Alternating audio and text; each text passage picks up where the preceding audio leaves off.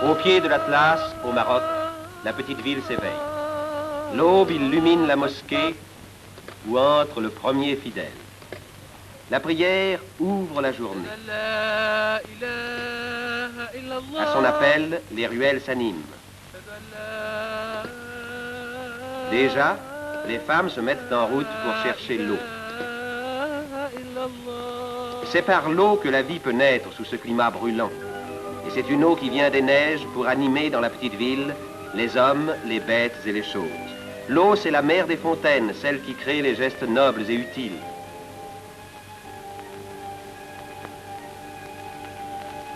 C'est aussi l'eau qui va arroser les souks sous leurs claies de roseaux, où s'ouvrent déjà les boutiques étroites dans lesquelles l'on vend les épices et les cuirs brodés. L'eau qui rafraîchit le patio que traverse si sagement l'enfant en route pour l'école, car la vie du matin réveille les écoles. Tout un petit peuple sérieux se met en marche vers la classe.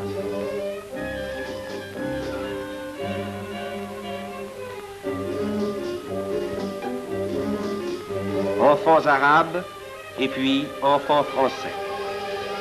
Ils arrivent parfois en un pittoresque équipage.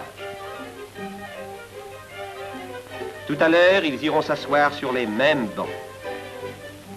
Mais point d'école sans une âme active. Et voici celle qui fait vivre 5 écoles, une française.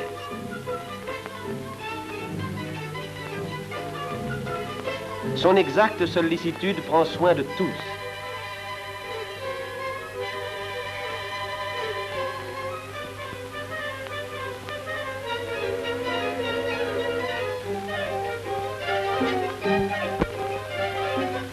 On s'en va vers une autre école. Une main maternelle emmène la fillette vers la classe.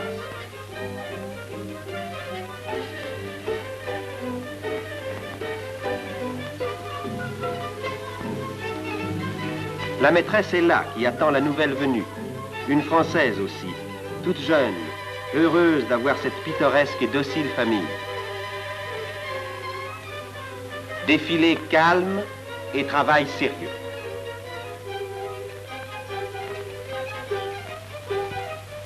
D'antiques broderies berbères renaissent ici sous les mains naturellement ingénieuses des fillettes. On ranime et l'on perpétue un art national.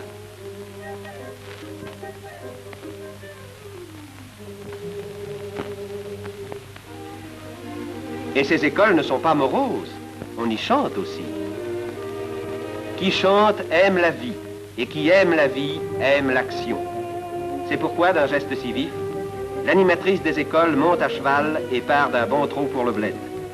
Une mère de 4 enfants, dont le mari, instituteur, glorieux sous-officier de Goumier, est tombé devant Marseille. De son vivant, c'est lui qui faisait ce métier d'animateur. En vraie Française, elle a pris la noble tâche. Elle continue l'œuvre. Elle veut rester là comme un souvenir et comme un exemple. La fidélité et l'ardeur à la tâche, partout, inspirent le respect, ouvrent les âmes. On le voit bien par l'accueil si charmant de cette école coranique. C'est là qu'on épelle le Coran, c'est là qu'on enseigne la foi. Le maître prononce un verset inscrit sur la tablette. Les enfants répètent en chœur. Le maître scande la cadence avec sa baguette flexible. Redoutable instrument qui inculque à la fois le rythme et la sagesse. Car c'est aussi avec la baguette de bois qu'on gaule le fruit de sagesse, l'olive brune.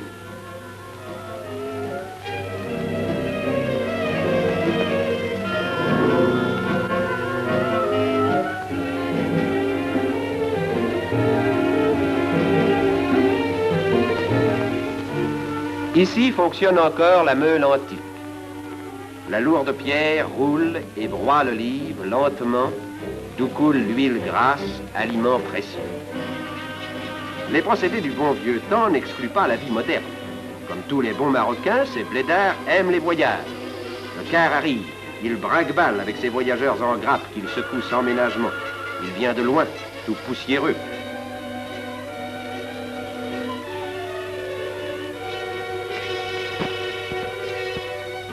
Il déballe ses sacs bourrés de lettres.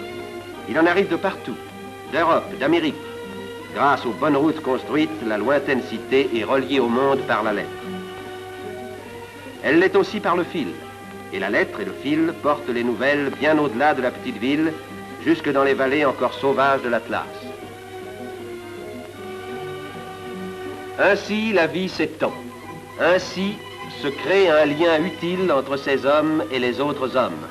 Entre la France qui a fait les routes, planté les poteaux, tendu les fils, et les habitants de ce bled lointain, français et marocains, qui travaillent et vivent côte à côte.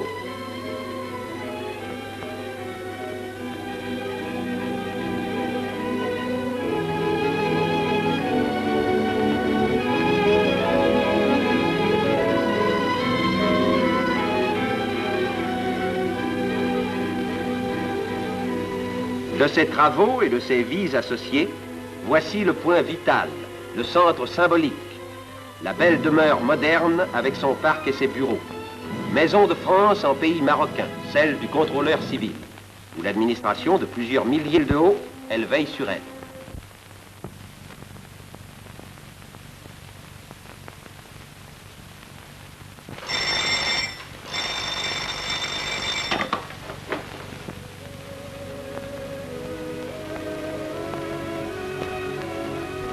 Le contrôleur laisse son bureau pour aller rendre la justice. Rude tâche dont la pensée le préoccupe alors qu'il traverse sans hâte les beaux jardins qui entourent sa maison. Là, il y a 20 ans, les arbres étaient rares. Avec l'eau sagement canalisée, le soleil, un humus fertile, on a tiré du sol ce jardin, admirable lieu de repos dont la végétation vivace couronne la petite ville.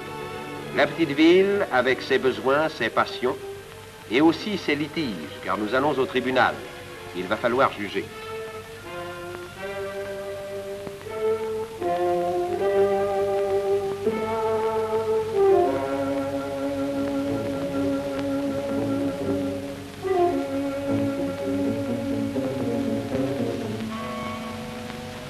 Ce tribunal, on l'appelle le Mejles. Le contrôleur et le pacha y siègent de compagnie. Voici l'accusé, la mine basse.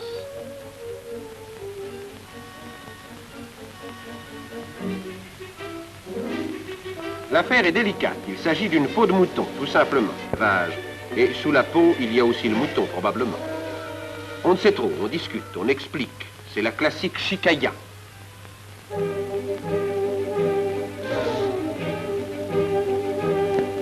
Le pacha et le contrôleur, qui s'y connaissent, écoutent, froncent le sourcil, se font une opinion. Ils y ont du mérite.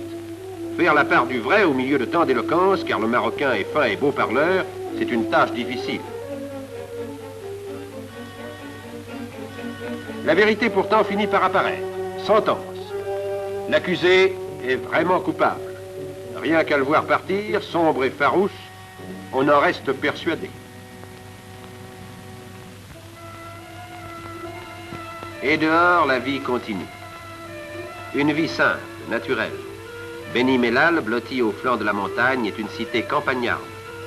Les potagers et les vergers qui s'abritent aux pentes de l'Atlas lui envoient leurs fruits, leurs légumes. L'oignon succulent, la fève grasse, la tomate juteuse, le piment rouge, et le citron et la grenade, fraîchement cueillis du matin au milieu des feuillages humides. Toute la montagne descend, la montagne pastorale où pâturent d'immenses troupeaux de moutons.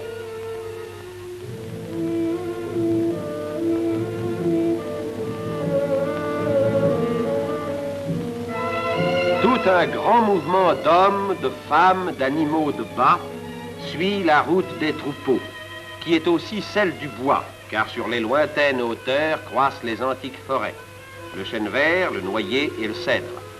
C'est de là qu'à Beni Mellal viennent les bois de construction. On les descend à dos de mulets, de chameaux, d'ânes, d'hommes. Le contrôleur des eaux et forêts les vérifie et y pose sa marque, après quoi les grandes poutres s'en iront vers le souk.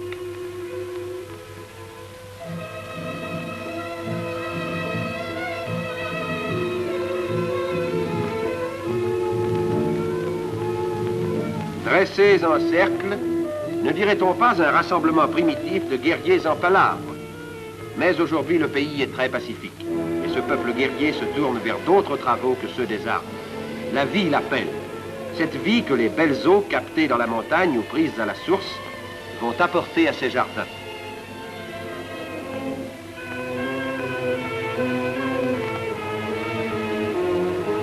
Mais pour les amener, ces eaux, et pour fertiliser la terre, de longs travaux sont nécessaires sur un sol ingrat où pourtant l'horizon est beau. À ces travaux, la présence des chefs, le pacha et le contrôleur, est chaque jour indispensable. Il faut diriger, conseiller, exiger, être la pensée vigilante, incarner une foi et un espoir. Les hommes passent et s'éloignent. La pensée reste. Cette pensée agit. Et la voici à l'heure. Là où circule encore la charrue primitive attelée d'un cheval et d'un chameau, vient de surgir le tracteur à chenilles, le char de combat des labours, puissant défricheur de ces landes incultes où demain va pousser le blé nourricier.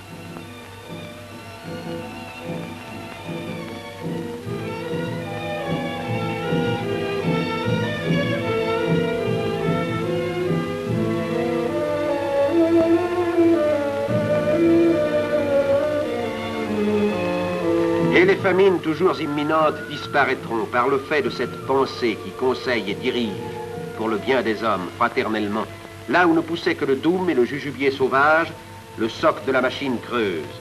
Et creuse à fond, suivant un grand plan de travail, où le sillon prévu aura pour semence l'eau vivifiante qu'on lui prépare dans la montagne. Car on va barrer là-haut des vallées dont cette pensée prévoyante a déjà dessiné les figures futures. Paysages créés pour la vie, savantes constructions qui règlent la nature, travaux de jeunesse et de jeunes hommes. À cette œuvre, en effet, il faut l'ardeur de jeunes hommes, tel celui-ci, l'ingénieur en chef dont le visage volontaire respire l'intelligence et la ténacité. Il en faut pour barrer et pour percer une énorme montagne. Au caïd, venu de la plaine, l'ingénieur en chef explique le plan des travaux. Ce plan, on l'a tracé là, à travers les rocs, les buissons, dans un décor sauvage.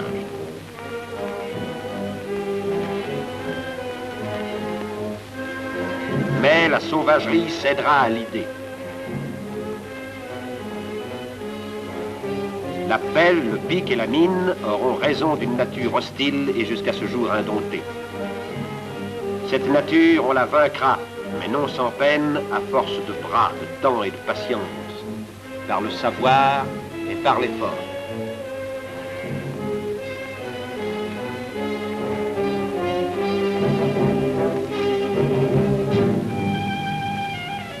Un lac naîtra, un lac aussi vaste que le lac d'Annecy.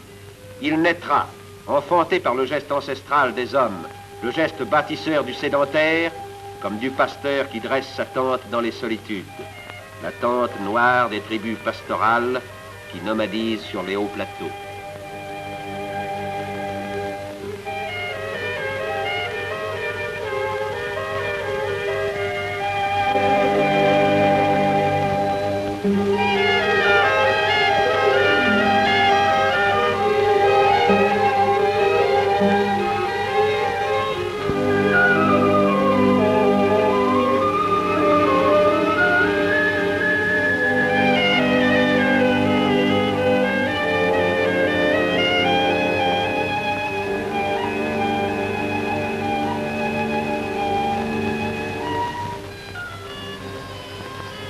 Et le soir venu, les troupeaux descendent vers la ville, qui s'endort sous la prière.